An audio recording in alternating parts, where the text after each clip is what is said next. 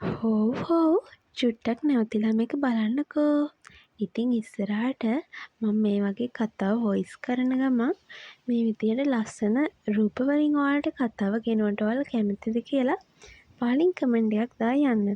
ඒ කියන්නේ මං story telling එකක් විදියට මේ විදියට කතාව කියනවා. වීඩියෝ එකේ ඒ කතාවට අදාළ ස්ටෝරිය මේ විදියට ලස්සනට වීඩියෝ එකක් විදියට යනවා. ඉතින් ඔයාලා මේ අලුත් වෙනසට කැමතිද කියලා අනිවාර්යයෙන්ම පහලින් කමෙන්ට් එකක් දාලා යන්න. එහෙනම් ළඟදිම අලුත් වීඩියෝ එකකින් අලුත් විදියට හම්බෙමු.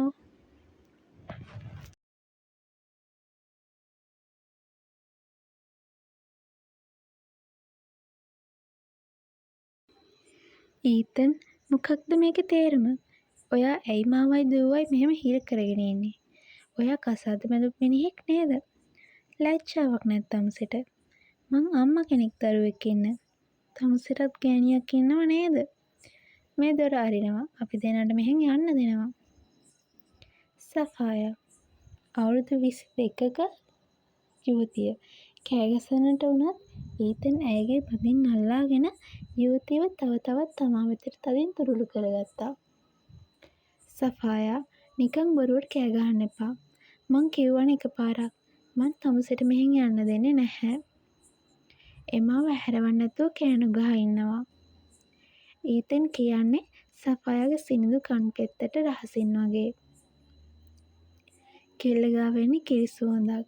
හරියට පෙම් කවියක් කියනවා වගේ කියපු ඊතන් පපු කුහර පිරීලා යන විදිහට කෙල්ලගේ සුවඳ පුරව ගත්තේ දිග හුස්මක් ගන්න ගමන්.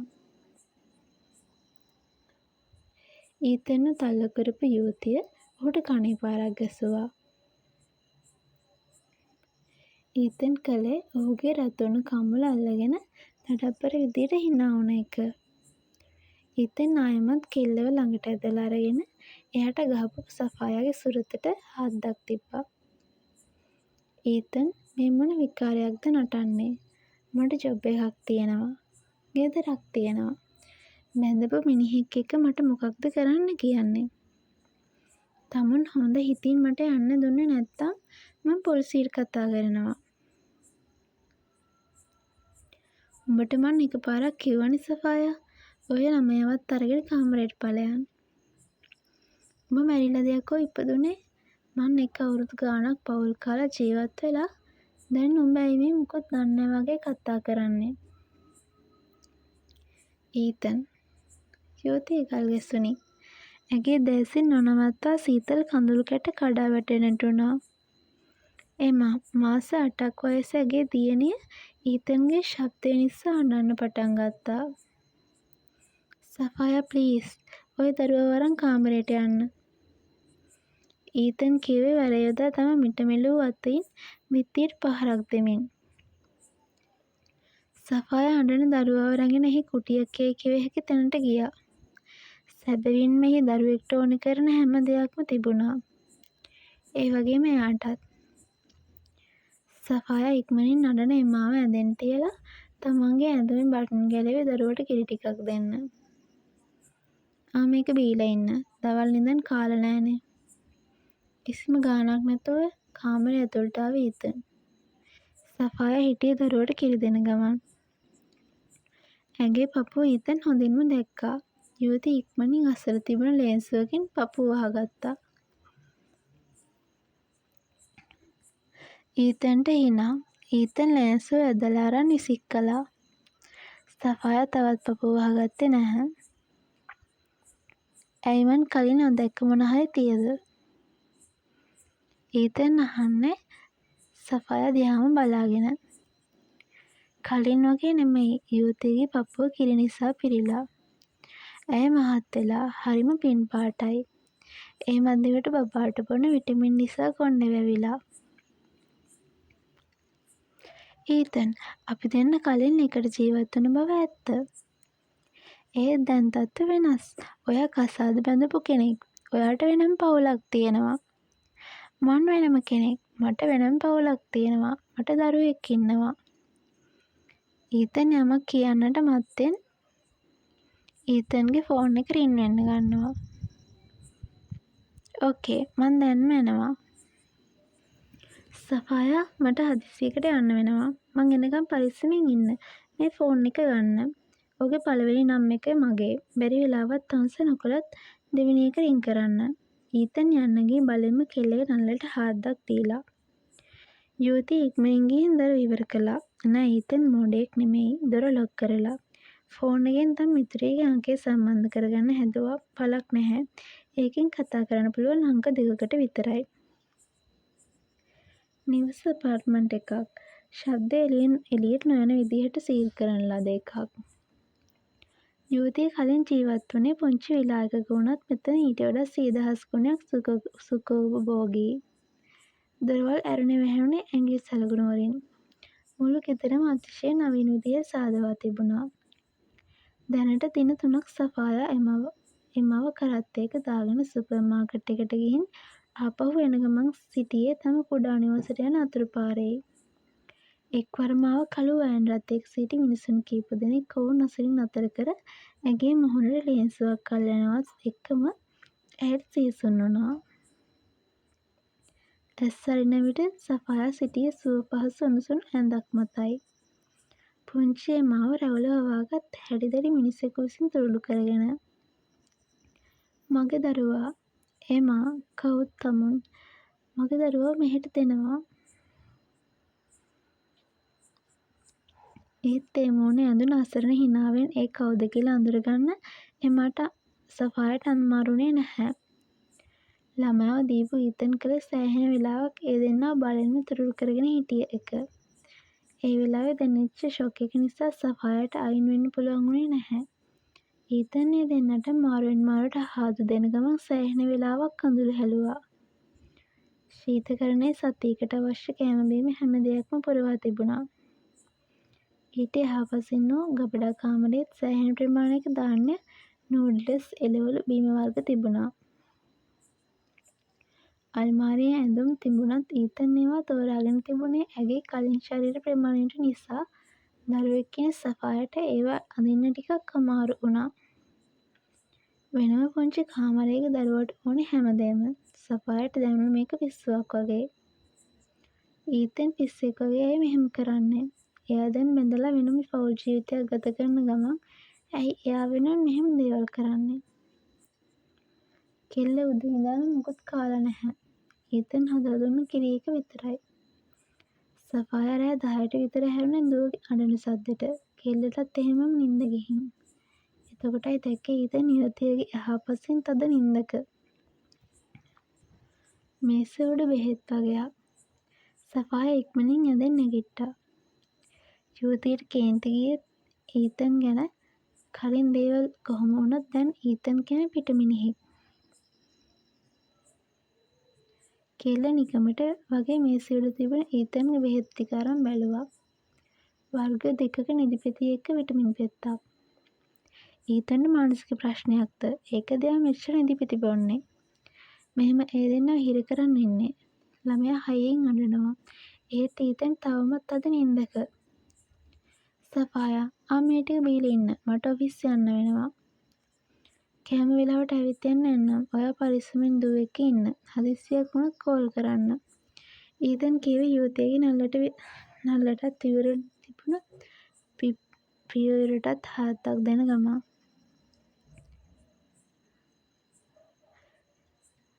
රෑ ඊතන් නිදි නිසා සෝෆාවට ආවත් යුවතියට එතනම නිින්ද ගිහින්. සෆායා ඊතන් හදලා දුන්න කිරි එක සින්ක් එකට හැලුවේ සැකෙන්. ඊතන්ට ඇත්තටම මානසික ලෙඩක් නම් කිරි එකට මොන අදාළ ඇත්ද? අනේ මගේ දරුවා මං ඔයාට මුකුත්ම දෙන්නේ නෑ මගේ රත්තරනේ. පුංචි දියණිය තාමත් අද නිින්දක. බබා ඊතන් ඇයි ඊයේ රෑ ගෙදර ආවේ නැත්තේ? මං කෑමත් හොයලා බලන්න හිටියේ. නිෂ්කා මේ ඊයේ රෑ කූපර් ගෙදර පාටි එකක් තිබුණා. ඩ්‍රින්ක් පොඩ්ඩක් වැඩි වුණ නිසා එහෙම නිින්ද ගියා. ඊතන්ට වචන ගොත ගැහෙනවා. ඒකට කමක් නෑ ඊතන්. උදේ කෑම එක පාර්සල් කරලා දෙන්නද? නැත්නම් කාලා යනවද? නිෂ්කා අහන්නේ ඊතන් තුරුලන ගමන්. ඔයා එව්වද? ඊතන්ට දැනුණේ එයා තමන්ගේම හෘද සාක්ෂියට පිටුපානවා වගේ හැඟීමක්. නිෂ්කා ඊතන් වෙනුවෙන් සෑහෙන දේවල් කරනවා. මං ගිහින් කන්නම් බබා. මං චේන්ජ් කරගෙන එනකම් කෑම එක ඔතන්නකෝ.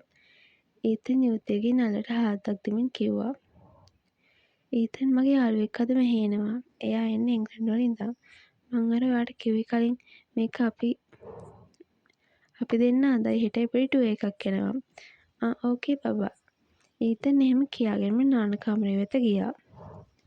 ඊතන් එළියට එනකොටත් කාර්යාලයට යන්න ඕන කරන ඇඳුම් පිළිවෙලින් ඇඳගොඩ. ඊතන්ට දැනුනේ සෑහෙන අපහසුතාවයක්. නිෂ්කාට කරන වැරැද්දට හේතුවක් හොයාගන්න ඊතන්ට බැහැ. බබා ඔයාගේ බෙහෙත් ඉවර වෙලා නේද?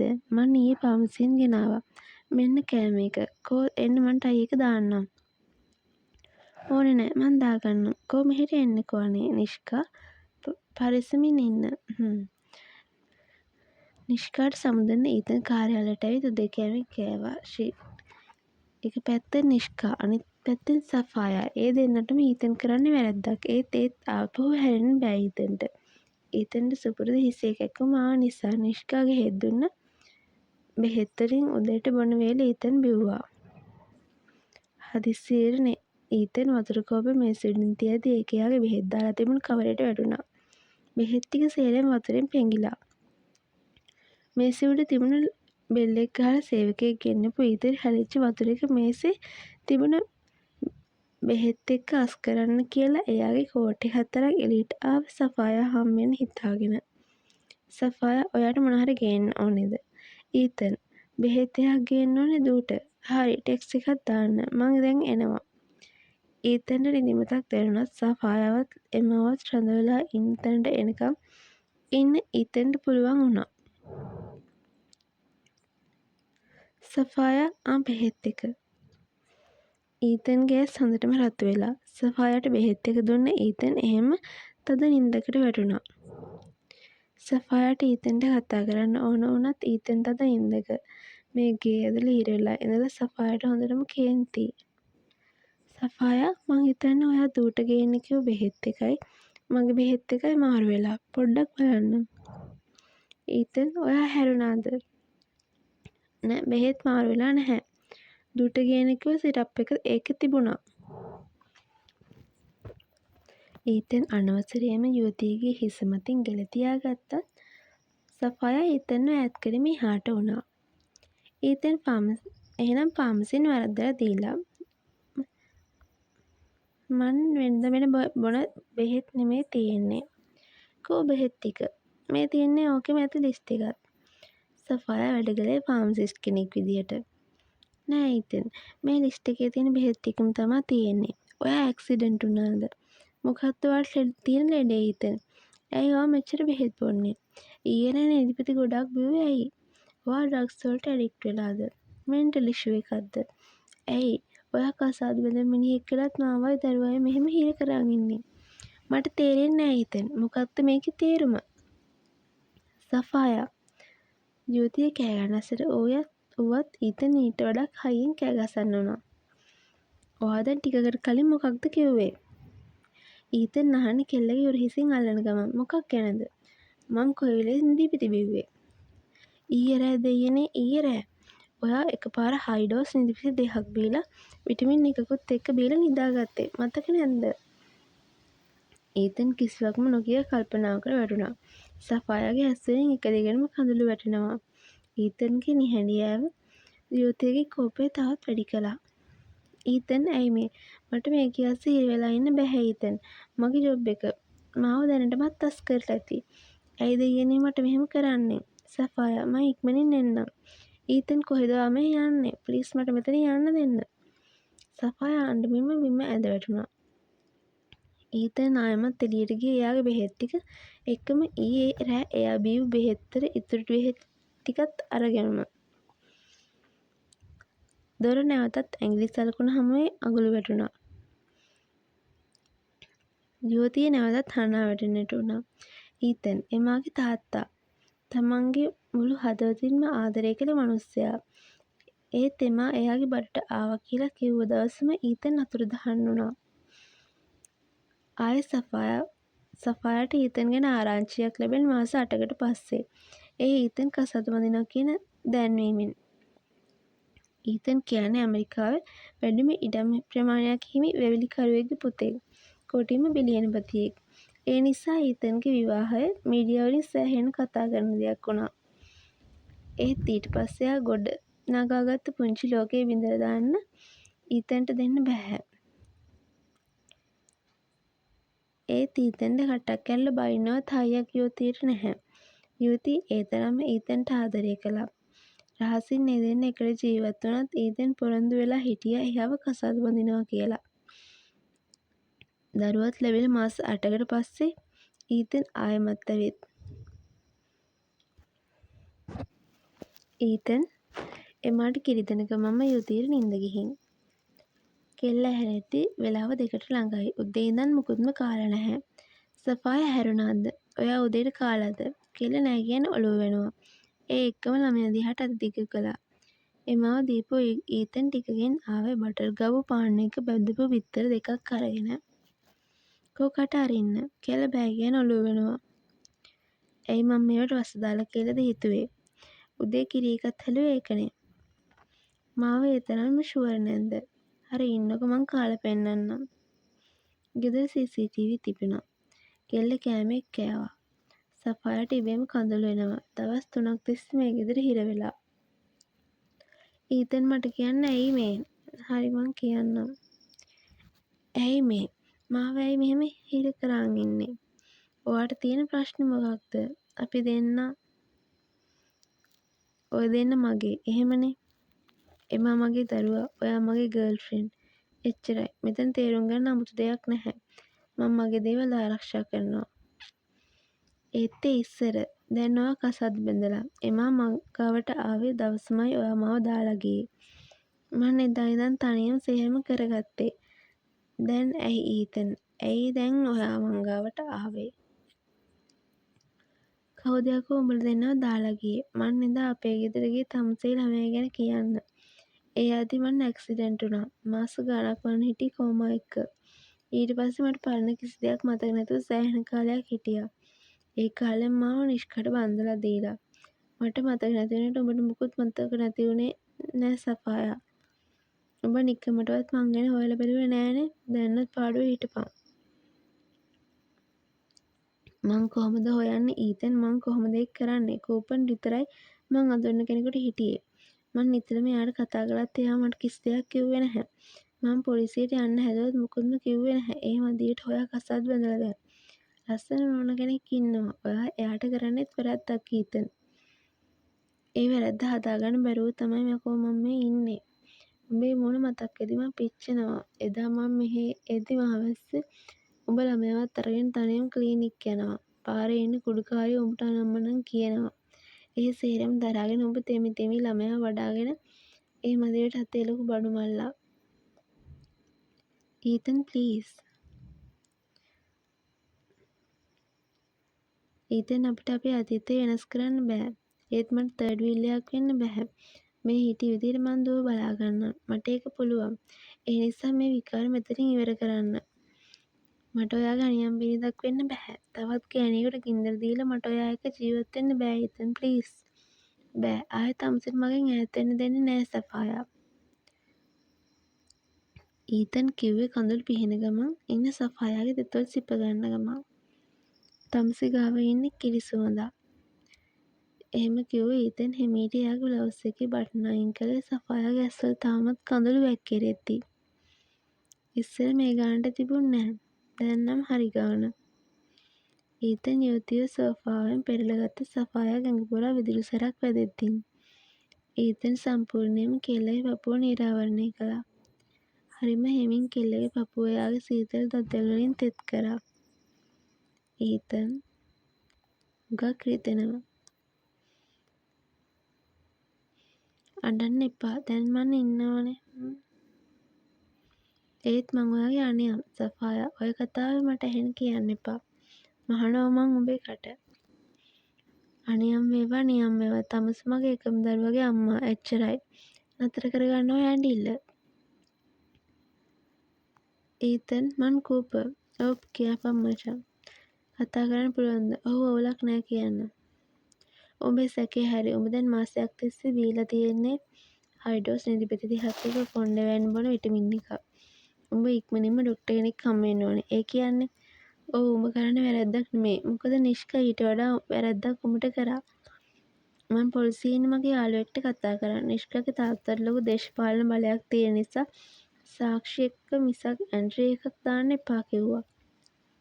අනික් සීන් එක අදිනවා නම් උඹ සෆායාගෙනුයි දරුවාගෙනුයි ඈත් වෙන්න ඕනේ. නැත්තම් ඒ දෙන්නටත් ප්‍රශ්නයක්. මට තියෙන ප්‍රශ්නේ ඇයි නිෂ්කා මට එහෙම කරන්නේ? මංත් ඕකම හිතුවා. අපිට පුළුවන් නිෂ්කා ඉන්න තැනට ගිහින් පොඩි සර්ච් එකක් දාන්න. එංග්ලන්ඩ් වලින් ආව යාළුවා එක්ක දවස් 2ක ට්‍රිප් එකක්. නිතරම නිෂ්කා ගෙදරින් පිට යනවා නේද? ඔව් මං ගිහින් බලන්නම් අනිවා. නෑ උඹ හිටපන්. ඔය දෙන්න ගාවට වෙලා. කාලෙකින් කොල්ලට වසන්තය ආවේ. මං කොල්ලෙක් යවන්නම්. මට ඇඩ්‍රස් එක දාහම්. සෆායා හිටියේ එම්මව නාවන ගමන්. මොනවද කන්න හදන්නේ? මට බඩගිනි. මේ ගෑණි මට කන්නවත් දෙයක් හදලා දෙන්නේ නෑනේ. ඊතන් කිව්වේ විහිළුවට වගේ. මේ බබාට ඇඳුම් අඳන්නකෝ ඊතන්. මං කෑම හදන්නම්. ඊතන් හරි ආදරෙන් එම්මව තුරුලට ගත්තා. පුංචි ජුවට තිබුණේ ඊතන්ගේ කොණ්ඩේ. රත්තරන් පාට කොණ්ඩයක්. සෆායාගේ බෙල්ලට හාදුවක් දුන්නේ ඊතන් එම්මව එයාගේ කාමරයට අරන් ගියා. අද අම්මිව ඕනේ. ඇයි බබාද? මට බෑ. ඇයි ගෙදර ඉන්නේ වයිෆ් කෙනෙක්?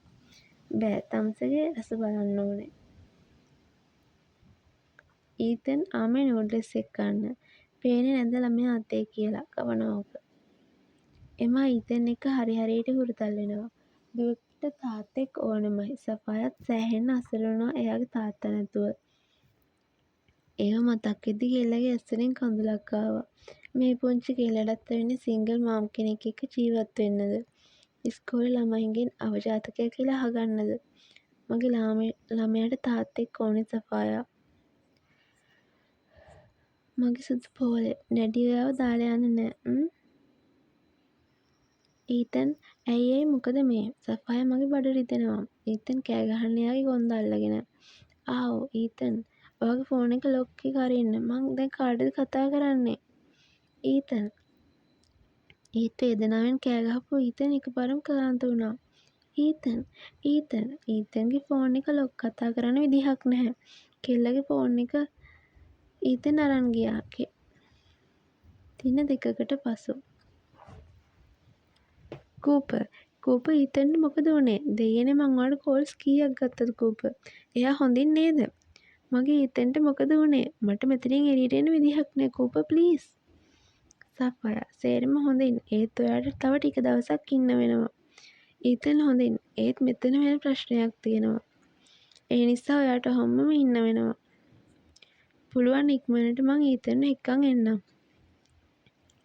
ඒත් යුවතිය තවත් යමක් කියන්නට මත්තෙන් නැවතුම විසන්ධි වුණා. ඊතන් මේ මොකක්ද කරන්නේ ඔයා? ඇයි මේ පොලිසියෙන්? ඊතන් මුකුත්ම නොකියා ඒ දෙස බලාගෙන සිටියා. ඔයා දන්නවද ඊතන්ට තිබුණු ලෙඩේ ගැන නිෂ්කා? ඒ කතා කළේ කූපර්. ඊතන්ට උනේ අධික නිදිපෙති නිසා වකුගඩු අකර්මණ්‍ය වීමක්. ඒ වෙලාව ඉක්මනින් එයාව හොස්පිටල් එක්ක නාවනම් ඊතන් මෙලහකටත් අපි අතර නැහැ. ඊතන් ඇයි ඔයා එච්චර නිදිපෙති බිව්වේ? මං ඔයාගේ බෙහෙත් ටික දුන්නනේ. කියන්න ඊතන්. නිෂ්කා ඊතන්ගේ අත අල්ලගෙන අහකට යනවා. ෂිට් ජරාවක් තමුසේ. ඊතන් මොනවද ඔයා මේ කියන්නේ? කියන්නේද? කියන්න යකෝ දන්න දේ. ඔබ මට මාසයක් පුරාවට බෙහෙත් කියලා දීලා තියෙන නිදිපෙති. මං මෝඩයෙක් වගේ හැම එකක්ම බිව්වා. ඔබ නිසා තව පොඩ්ඩෙන් මගේ දරුවට තාත්තෙක් නැති වෙනවා. ඊතන් මොනවද මේ කියන්නේ? මොන දරුවද? කවුද තාත්තා? නිෂ්කාගේ සුන්දර මුහුණේ මැකී ගොස් නපුරු කලබල පෙනුමක් හැවේ. සර් මෙයාව ඇරයි යන්න. තව දුරටත් මෙයාව මෙතන දකින්න ඕන නැහැ. අතාරිනවා මාව. ඊතන් තමුසෙලා අමතකද මගේ ඩැඩි කවුද කියලා? මාව අතාරිනවා ඊතන්. මං තමුසෙලාගේ පවුලම විනාශ කරනවා. ඊතන් සියලුම වීඩියෝ දර්ශන සහිතව නිෂ්කාගේ වැරදි ඔප්පු කරලා තිබුණා. කූපර් මේකට සෑහෙන මහන්සියක් වුණා. ඊතන්ට ඩිවෝස් එක ලැබුණා. වගේම නිෂ්කට බරපතල වැඩ සහිතව වසර 6ක සිරදඬුවමක් ලැබුණා. නිෂ්කා කියන්නේ සමලිංගික කෙනෙක්. ඊතන් එක්ක එයා කසාද වෙන දවසේ ඉඳන්ම තිබුණ වෛරය පිරිමහන්න තමයි ඊතන්ට මේ දේ එයා කරලා තිබුණේ. ඊතන් ඔයා කොහෙද මෙච්චර දවස් හිටියේ ඊතන්? ඇයි එන්න පරක්කු වුණේ? දන්නවද මං ගොඩක් බලන් හිටියා. මොකද උනේ දෙයියනේ? ඔයාට මොකක්ද උනේ? සෆායා මට වතුර එකක් දෙනවද? දුර නිදිද? සෆායා ඔව් කිව්වත් ඊළඟ මොහොතේ ඊතන් සෝෆාවේ සිටි සෆායා ගොඩකුවෙන් හිස තියාගත්තා. ඊතන් නැහැරුණේ පැය දෙකකට විතර පස්සේ. ඊතන් නැහැරෙද්දි සෆායා නාන කාමරේ. ඊතන් නාන කාමරේ ඇතුළට ගියේ කතා නොකරමයි. ඊතන් ඇයි මේ? ඉන්න මං එළියට යන්නම්. ඔයා වොෂ් දාන් එන්න. ඔහොම ඉන්න.